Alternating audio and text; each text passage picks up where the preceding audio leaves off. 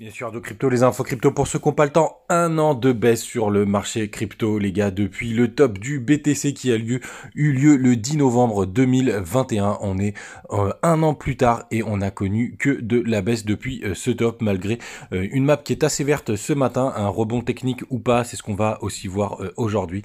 Dans la matinale, le BTC, il est à 17 400 dollars grosso merdo, on est à plus 3,7%, Ethereum qui rebondit plus fort, plus 6,7%, on est juste en dessous des 1300 dollars.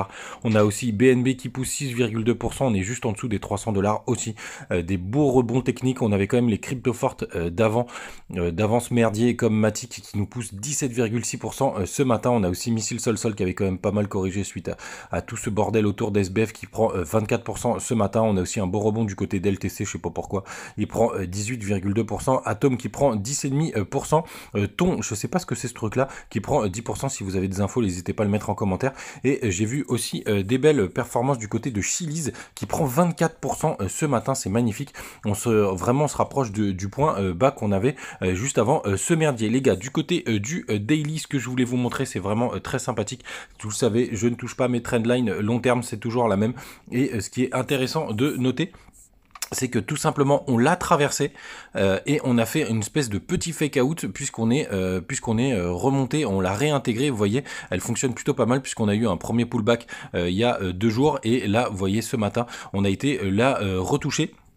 Donc c'est assez intéressant à voir les gars, est-ce que c'est le point bas du BTC? Évidemment c'est un petit peu tôt pour se prononcer, mais en tout cas c'est vraiment très intéressant ce qui se passe du côté de cette trendline qui fait très très bien son job, et évidemment les petits fake out comme ça, c'est plutôt pas mal. Ce que je voulais vous montrer aussi en weekly, c'est que du côté du RSI, on est vraiment en train de former cette divergence. Je vous mettrai des petits traits peut-être demain, mais cette divergence haussière est vraiment plutôt pas mal. C'est-à-dire, vous voyez, pour l'instant, on a fait un point plus bas sur le cours, alors qu'on n'a pas fait un point plus bas sur le RSI par rapport au point bas ici qu'on a sur le RSI et un point qui est plus haut sur le cours. Donc c'est plutôt pas mal, les gars. Vraiment, ce serait vraiment une très très bonne nouvelle si on arrive à faire cette belle divergence. Alors ça veut pas dire qu'on va pas continuer à baisser, c'est toujours possible, mais c'est vrai qu'on commence à avoir des petits trucs assez sympathiques.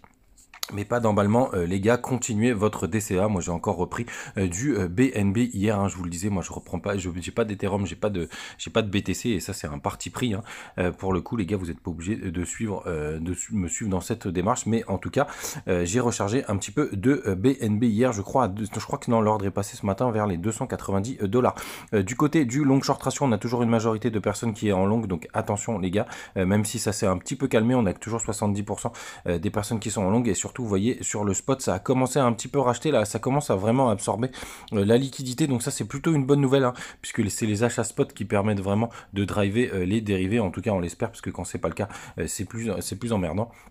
Donc là c'est plutôt pas mal, les fundings sont toujours négatifs, donc vraiment les gars, pourquoi pas on avoir trouvé déjà le point bas, mais vous connaissez, si on va plus bas, ma target principale c'est les 14 000 dollars. Du côté du Max Painfra, je voulais quand même vous filer un peu de bonnes nouvelles, c'est que le plus gros expiration des options c'est les trimestrières, et le 30 décembre pour l'instant, elle est à 21 000 dollars, donc on est quasiment à 15% supplémentaire, ou allez à peu près 10% de là où on est. Donc ça, ce serait plutôt une bonne nouvelle. En tout cas, les max price ont pas mal diminué. Il y a toujours un strike price aux alentours des 15 500 dollars pour ça, c'est pour demain. Donc attention les gars, non, après-demain. Donc vraiment attention les gars.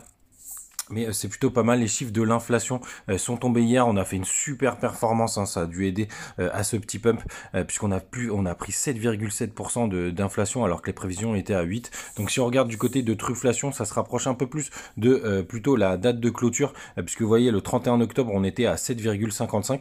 Donc à noter pour la prochaine fois, pour fin novembre, on regardera où est-ce qu'on clôture fin novembre pour avoir à peu près, pour pouvoir anticiper les chiffres de l'inflation, même si c'est pas tout à fait exact, hein. Pour le coup on était bien en deçà, enfin on était en deçà en tout cas les gars, mais on le saura pour les prochaines. Du côté de Twitter, je vous ai partagé pas mal d'infos, notamment justement là c'est Alan Trading qui nous a envoyé ça. On a fait un point plus bas sur le dollar, et ça c'est une très très bonne nouvelle les gars pour les assets à risque, hein. Vous le savez, quand le dollar corrige, c'est une très bonne nouvelle, et vous voyez, on le voit bien sur ce graphique, on a fait un petit M ici qui a été confirmé ici. On a quand même eu un petit rebond jusqu'à ce point là, mais on a cassé encore une fois les 110 points. Vous le saviez, c'était la zone que je visais, et pour l'instant on est en train de corriger. Ça c'est vraiment une très très bonne nouvelle, là où je vous parlais des 1 an depuis l'ATH. Le crypto Fahrenheit qui était à 22 hier, je trouve que c'est vraiment n'importe quoi, donc je vais plus trop me fier à cet indicateur, hein, parce que être à 22 après le crash qu'on a connu et un nouveau point bas, ça me paraît assez étonnant.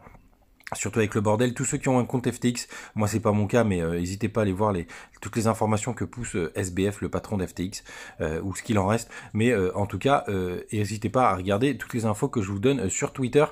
Hier, je vous ai posté l'info de Cryptomatrix du côté du Salvador qui aurait peut-être ses BTC sur FTX. Apparemment, c'est une connerie, une fake news, j'en sais rien. Mais en tout cas, ça m'a bien fait marrer quoi qu'il arrive. Donc les gars, vérifiez ce point-là. Moi, j'ai pas réussi à trouver l'info. Et en toute franchise, je m'en branle. Ça m'a quand même fait marrer. Du côté du Telegram, n'hésitez pas à nous rejoindre, les gars. Il y a bientôt la compète BitGate qui va démarrer. Donc on est on est au complet en tout cas. Mais si vous voulez nous rejoindre, vous en avez encore la possibilité. Et vous avez comme d'habitude tous les bonus. Puisque je commence à bien recharger. Hein. J'ai commencé même si je me suis fait un peu piéger par le fake punk du BNB, j'ai quand même pas mal rechargé. Et je continue à recharger tant qu'on est dans ces zones qui sont pour moi exceptionnelles. Faites attention à vous. À demain.